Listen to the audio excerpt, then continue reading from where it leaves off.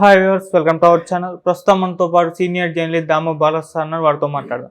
నమస్కారం సార్. నమస్తే sir, AP రాజకీయాల్లో ప్రధానంగా ఉన్న పార్టీలు మన వైసీపీ, టీడీపీ అండ్ జనసేన.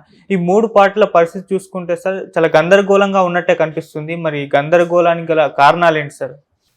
జనరల్గా మనకి మామూలుగా అధికారంలో ఉన్న పార్టీకేమో మళ్ళీ అధికారాన్ని నిలబెట్టుకోవాలి. ఇటు టీడీపీకి, జనసేనకేమో ఎట్టి పరిస్థితుల్లో ఇప్పుడు అధికారంలోకి రాకపోతే మళ్ళీ చాలా ఇబ్బంది అయిపోతుంది. ముఖ్యంగా టీడీపీకి అయితే ఇది చావరు ఎన్నికలు చంద్రబాబు గారికి. ఆయనే చాలాసార్లు చెప్పారు, ఇది నా చివరి ఎన్నికలని కూడా. ఎందుకంటే మళ్ళీ ఆయనకి కొంత ఏజ్ ఇబ్బంది ఉంటుంది 2029కి. అందుకని ఇప్పుడు గెలవకపోతే, రెండోది తన అధికారంలో ఉన్నప్పుడైతే లొకేషన్ కూడా గ్రూమ్ చేసుకోవచ్చు. తను నెక్స్ట్ లొకేషన్ని సీఎంగా అనౌన్స్ చేయొచ్చు. అలాగే తన అధికారంలో ఉంటే ఈజీ అవుతుంది. ప్రతిపక్షంలోకి ఉండాలంటే ఇంకా జగన్ మళ్ళీ జైలుకి పెట్టే అవకాశాలు ఉండొచ్చు. సో ఆ రకంగా కేడర్ని, నాయకత్వాన్ని నిర్వీర్యం చేయొచ్చు. ఎందుకంటే తెలుగుదేశంలో చాలామంది సీనియర్లు ఏజ్ అయిపోయింది వాళ్ళకి. వాళ్ళ వారసుల్ని ఇంకా తయారు చేయడానికి టైము సరిపోదు. సో ఇటువంటి ఒక కాంటెక్స్ట్ వీళ్ళకు ఉంది. ఇంకా పవన్ కళ్యాణ్కి అయితే ఆయన ఆల్రెడీ రాజకీయాల్లోకి వచ్చి దాదాపు 2008లో వచ్చాడు ఆయన. అంటే 14 years 15 years అవుతుంది. మరి అన్నేళ్ళు అయినా కూడా ఆయన ఇప్పటివరకు ఆయనే గెలవలేదు ఒక దగ్గర కూడా. పేరుకి 6% ఓట్లు అనే మాటే కానీ ఒక్క సీటు కూడా, ఒకే ఒక సీటు రాపాక అది కూడా పోయింది, గెలవలేదు. అంటే అసెంబ్లీలకి 15 ఏళ్ళు వచ్చిన తర్వాత కూడా ఆయన అడుగు పెట్టలేకపోయారు. ఎవరెవరో కొత్తగా నిన్న చేరి మొన్న చేరి కూడా వచ్చేస్తున్నారు.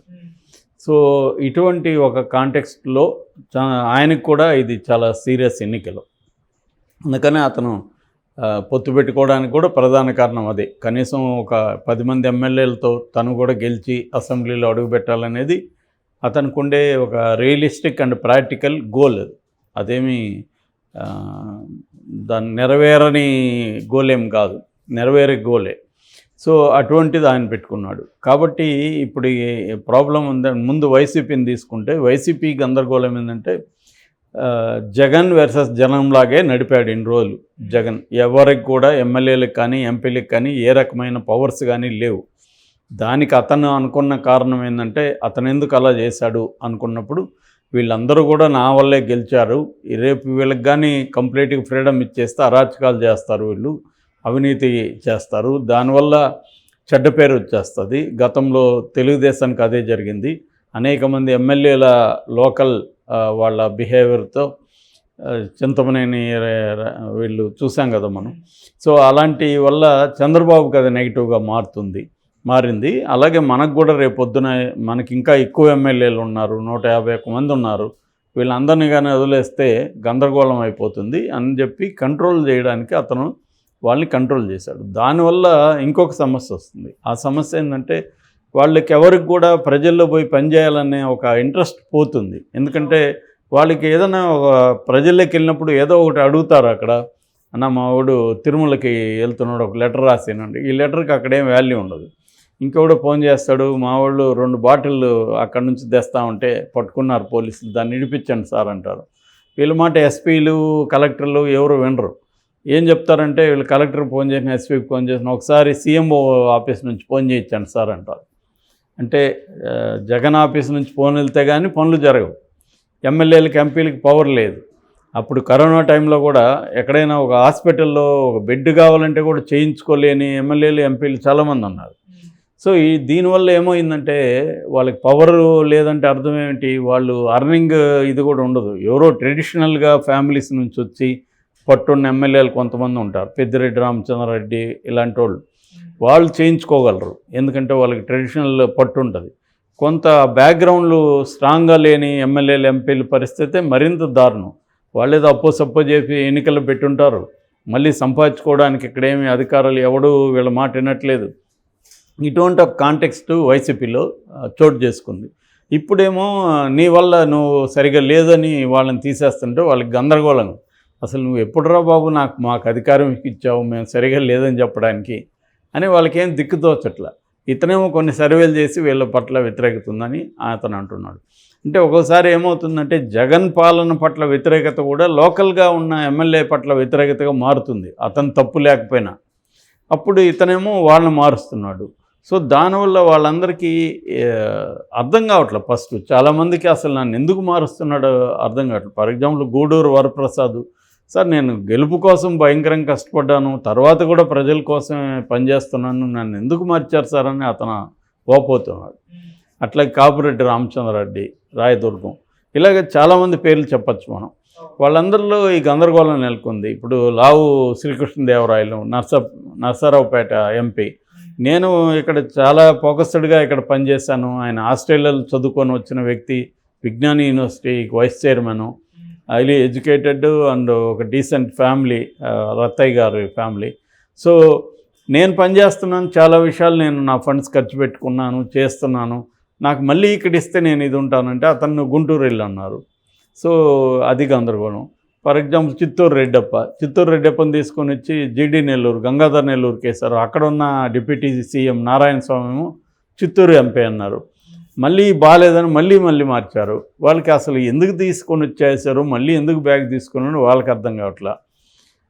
ఇలాగ అనేక ఎగ్జాంపుల్ చెప్పొచ్చు. తిరుపతి గురుమూర్తి ఎంపీ, ఆయన సూలూరుపేట అన్నారు, ఆదిమూలాన్ని సత్యవేడు ఎమ్మెల్యే ఆదిమూలాన్ని తీసుకొచ్చి తిరుపతి అన్నారు.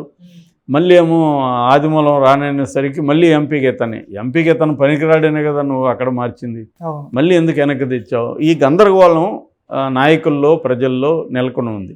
దానికి జగన్ క్యాంపు చెప్పే సమాధానం ఏంటంటే, మేము నిరంతరం సర్వేలు చేస్తున్నాం, మళ్ళీ కూడా చేశాము, ఇలా మార్చడం వల్ల ఏమైనా ఎఫెక్ట్ ఉంటుందా అని మళ్ళీ చేసినప్పుడు వీళ్ళ వ్యతిరేకత వచ్చింది, అందుకని మారుస్తున్నాం. ఒక్కోసారి బీఫామ్ ఇచ్చినా కూడా మారుస్తాం. ఇక్కడ బీఆర్ఎస్లో కూడా అలాగ మార్చారు. బీఫామ్ ఇచ్చినా కూడా క్యాండిడేట్లు మార్చిన సందర్భాలు ఉంటాయి. కొన్నిసార్లు తప్పదు అనేది వాళ్ళు చెప్తున్నారు. ఎందుకంటే గెలుపు ముఖ్యం అన్నప్పుడు నిరంతరం నిఘాలో ఉంటాం. ఒకవేళ మేము అనుకున్నది చేసినాక అది రిజల్ట్ సరిగా ఉండదనుకున్నప్పుడు లాస్ట్ మినిట్లో కూడా మారుస్తాము. ఏదేమైనా గెలుపు కోసమే కదా జగన్ చేస్తాడు. తన పర్సనల్గా ఇగోను ఇంకోటో ఉంటే తను ఓడిపోతాడని తనకు కూడా తెలుసు కదా. అందుకని అతను నమ్మిన మెథడ్ని అతను అమలు చేస్తున్నాడు. అతని వైపు నుంచి మనం ఏం అనలేం. కానీ వీళ్ళకి ఈ ప్రాబ్లమ్స్ని ఎలా అడ్రస్ చేస్తున్నాడు అనేది కూడా ఇంపార్టెంట్. ఎలా అడ్రస్ చేసినా వాళ్ళకి నమ్మకం కలగదు కదా. మళ్ళీ నువ్వు వస్తావు, ఏమి ఇస్తావు మాకు తెలియదు, మాకైతే ఇక్కడ పట్టుకుపోతుంది, నా మీద డిపెండ్ అయిన వాళ్ళు చాలామంది ఉన్నారు. ఈ కైండ్ ఆఫ్ ఒక ప్రాబ్లము వైసీపీలో ఉంది. దానివల్ల ఇప్పుడు వైసీపీలో ఉన్న వాళ్ళకి చాలామంది తెలుగుదేశంలోకి జాయిన్ అవ్వగానే తెలుగుదేశంలో ఇచ్చేస్తున్నారు సీట్లు.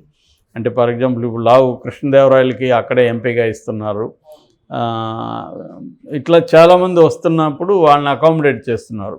బాలశౌరి ఆయన మచిలీపట్నం ఆయన వెళ్తున్నాడు జనసేనలకి, వాళ్ళకి అక్కడే ఇచ్చే అవకాశం ఉంది. అలాగే అక్కడ వైసీపీ నుంచి ఎంపీలు చాలామంది ఇటు వస్తున్న వాళ్ళకి అందరికీ చంద్రబాబు కానీ పవన్ కళ్యాణ్ కానీ హామీలు అయితే ఇస్తున్నారు. సో ఏదేమైనా దానివల్ల ఖచ్చితంగా డ్యామేజ్ అయితే ఉంటుంది. అంటే కొంతమంది ఏం చెప్తున్నారంటే, ఇక్కడ కేసీఆర్ మార్చకుండా ఇబ్బందులు ఎదుర్కొన్నాడు, అక్కడ మార్చి ఇబ్బందులు ఎదుర్కొంటాడన్నాడేమో జగను అని అంటున్నారు. ఉండవాళ్ళు కూడా అదే అంటున్నారు. జగన్ పరిపాలన చూసేస్తున్నారు కానీ వాళ్ళదేమీ లేదు కదా, వాళ్ళని ఎందుకు నువ్వు మారుస్తున్నావని అంటున్నారు. కానీ మరి జగన్ కూడా అతను కూడా 15 ఏళ్ళుగా రాజకీయాలు చేస్తున్నాడు. తను 4 రకాల సర్వేలు చేయిస్తున్నాడు. తనేదో తన ఒక మెథడ్లో వెళ్తున్నాడు. దాని ఫలితం ఎలా ఉంటుంది అనేది తెలియదు. అందుకని ఉండవల్లి అంటే వాళ్ళు ఈ జగన్ మోడీ అర్థం కాదు ఎవరికి అని కూడా అంటున్నారు. ఈ గందరగోళం ఎందుకు చేస్తున్నాడు, దాని వెనుక లాజిక్ ఏంటి అనేది చాలామందికి వైసీపీలో ఉన్న వాళ్ళకి కానీ బయట ఉన్న వాళ్ళకి కానీ అర్థం కావట్లేదు. దట్ ఈజ్ మేజర్గా వైసీపీకి ఉండే ప్రాబ్లం. రెండోది, అతను ఇప్పుడు తెలుగుదేశం జనసేన కలవడం వల్ల, కాపు కమ్మ ఈ కాంబినేషన్ కలవడం వల్ల ముఖ్యంగా కాపు సామాజిక వర్గం ఓట్లు కానీ గట్టిగా ట్రాన్స్ఫర్ అయితే తెలుగుదేశానికి, జగన్కి ఖచ్చితంగా ఛాలెంజ్. ఇప్పుడు కొత్తగా షర్మిలా కూడా వచ్చింది, ఆ అమ్మాయి ఫ్యాక్టర్ కూడా కొంత ఛాలెంజ్ జగన్కి. ఎందుకంటే తను జగన్కి ట్రెడిషనల్ ఓట్ బేస్ మీదనే ఫోకస్ చేస్తుంది, క్రిస్టియన్స్ మైనార్టీస్ మీద. ఎందుకంటే బీజేపీ ప్రధాన ఎనిమి, బీజేపీతో జగన్ కుమ్మక్కయ్యాడు. పేరుకి ఎప్పుడో చంద్రబాబు పేరు చెప్తుంది కానీ ఫోకస్ అంతా జగన్ మీదే ఉంది. అందుకని జగన్తో ట్రెడిషనల్గా ఉన్న ఈ మైనార్టీ వర్గాలు, దళిత్స్ వీళ్ళందరూ కూడా కొంత పునరాలోచించుకునే అవకాశం కనబడుతుంది. సో ఆ యాంగిల్లో ఆమె వెళ్తుంది. ఇవన్నీ జగన్కి తలనొప్పులుగా ఉన్నాయి. ఇక వైసీపీ తెలుగుదేశం జనసేన విషయానికి వస్తే, తెలుగుదేశానికి జనసేన మధ్య పొత్తునే ఇప్పటివరకు వాళ్ళు ఎన్ని సీట్లు ఎవరికనేదే ప్రకటించాల. 60-20 తేల్చనని పోస్టులు అనేకం కనిపిస్తున్నాయి. ఎందుకంటే ఈయనేమో ఎక్కువ తీసుకుంటాను, నేను 3 వంతులు అని చెప్పాడు. అది కూడా అసెంబ్లీలో అని చెప్పలే, లోకల్ బాడీ పేర్లు చెప్పాడు. అంటే కన్ఫ్యూజ్ చేస్తున్నాడు పవన్ కళ్యాణ్, చంద్రబాబు ఇద్దరు కలిసి కావాలని కన్ఫ్యూజ్ చేస్తున్నారు. పవన్ కళ్యాణ్కి ఇచ్చేవి 20-25 లోపలే ఉంటాయి, కానీ అది ఇప్పుడే ప్రకటిస్తే గందరగోళం అవుతుంది. అందుకని లాగి చివరిలో ప్రకటిస్తే గందరగోళం చేయడానికి కూడా వాళ్ళకి టైం ఉండదు, సైలెంట్ అయిపోతారు అన్న ఒక స్ట్రాటజీ చంద్రబాబు పవన్ కళ్యాణ్ అమలు చేయబోతున్నారు అనేది వినిపిస్తున్న మాట. అందుకని పవన్ కళ్యాణ్కి తెలిసినా కూడా ఈ డ్రామాలో పాల్పంచుకుంటున్నాడు పవన్ కళ్యాణ్ కూడా, వేరే మార్గం లేదు అనేది. దీనికి ఒక ప్రాబ్లం ఉంది. ఉండవల్లి అంటే వాళ్ళు కూడా ఏం చెప్తున్నారంటే, ఎక్కువ సీట్లు కానీ జనసేనకి ఇకపోతే మీకు ఓట్ ట్రాన్స్ఫర్ కాదు తెలుగుదేశానికి అని చెప్తున్నారు. మరి ఆ ప్రమాదం నుంచి బయటపడడానికి చంద్రబాబు వ్యూహాలు ఏంటనేది ఇంకా నిర్దిష్టంగా బయటికి రాలేదు.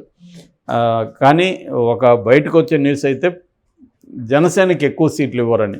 సో వీళ్ళిద్దరి మధ్య పొత్తులు సంబంధించిన గందరగోళం ఉండడం వల్ల ఏమైందంటే, సమావేశాలు ఆగిపోయినాయి. వారాహి 4 రోజుల నుంచి ఆగిపోయింది. ఈ సమన్వయ సమావేశాలు అన్నారు ఇద్దరిది, అవి ఆగిపోయినాయి. ఒక స్తబ్దత నెలకొని ఉంది ఈ 2 పార్టీల్లో. మరి వీళ్ళు ఎప్పుడు దీన్ని ముందుకు తీసుకొచ్చి మళ్ళీ యాక్టివేట్ చేస్తారని చూడాలి. ఆ స్తబ్దత ఉంది. వైసీపీలో ఆ స్తబ్దత లేదు. గందరగోళం ఏదో ఒకటి యాక్టివిటీ ఇచ్చేశారు కాబట్టి వాళ్ళు వెళ్ళి ప్రచారాల్లో మునిగిపోయారు. ఇది జరుగుతుంది. ఇదేమో మరి వీళ్ళు చేయట్లేదు. ఇతను వ్యూహం ఏంటంటే, లాస్ట్లో ఇస్తే క్రైసిస్ని పోస్ట్పోన్ చేద్దాం అనేది చంద్రబాబు ప్లాన్గా కనబడుతుంది. మరి అది ఎంత సక్సెస్ఫుల్గా ఉంటుందనేది తెలియదు. మరోవైపు ఇప్పుడు ఈమె వచ్చినాక ఆమెకు ఎక్కువ ఇంపార్టెన్స్ తెలుగుదేశం మీడియా విపరీతంగా ఇస్తుంది. ఎందుకు ఇస్తుందంటే, ఆమె వల్ల జగన్కి నష్టం అనేది భావిస్తుంది. కానీ రేపొద్దున ఆమె ఫోకస్ అంతా ఆమె మీదకి వెళ్ళినప్పుడు ఆ రకంగా వీళ్ళకి కూడా నష్టం కాదా అనేది చాలామంది ప్రశ్నిస్తున్నారు. కానీ వీళ్ళు జగన్ నష్టం అయితే చాలులే అన్నట్టుగా వీళ్ళు ఆమెకే ఇంపార్టెన్స్ ఇస్తున్నారు. ఆమె మీద ఏటోరియల్లు, కొత్త పలుకులు అన్నీ కూడా రాస్తున్నారు.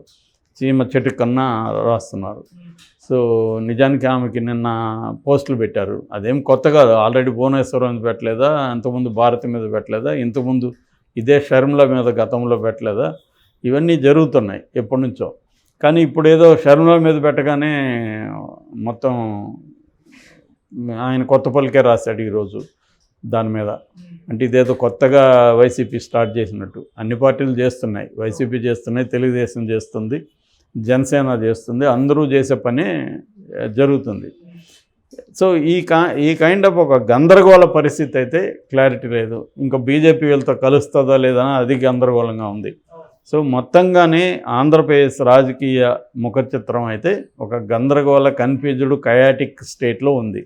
ఇది క్లారిటీ రావడానికి ఇంకా టైం అయితే పట్టేట్టుగా ఉంది. Okay sir, thank you so much.